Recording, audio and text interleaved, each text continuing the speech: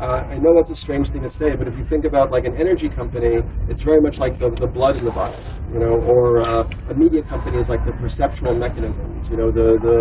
Apple and Google now are like the neocortex beginning to activate itself or something. Sanitation companies are like the liver or the kidneys or something.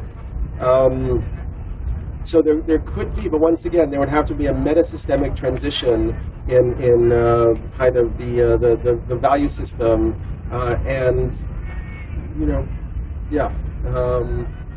towards one that understood the commons, that basically went from competition to cooperation in some way.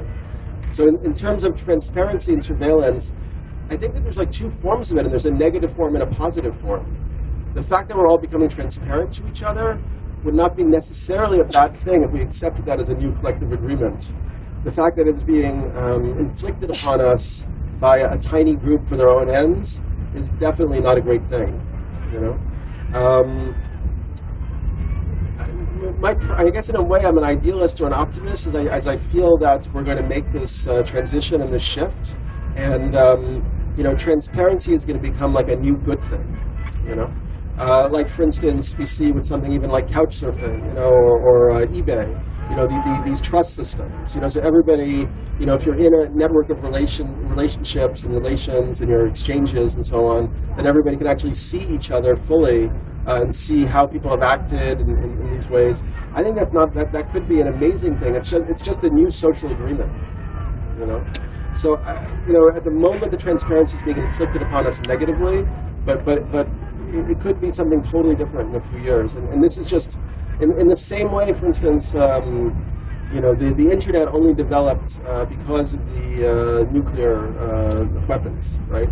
Like essentially, they realized that, DARPA realized that if there was a nuclear war, all of our communication systems would be disrupted, and we needed to have a globally distributed, fractally orchestrated communication system. So that led to the internet. So it's almost like out of danger and threat comes transformation, evolution, and opportunity. So I don't know about that. It's certainly bad right now. I don't really know what they can do with all the data. And what are they going to have? I guess they'll find like robots to like analyze it or something. I don't know. It'll be interesting. I mean, it's it's definitely like we're going through that little kind of birth canal. And either it's going to be a stillbirth or something very, very beautiful is going to emerge. And it's probably going to happen in our lifetimes. And how awesome and amazing is it to be here to witness that?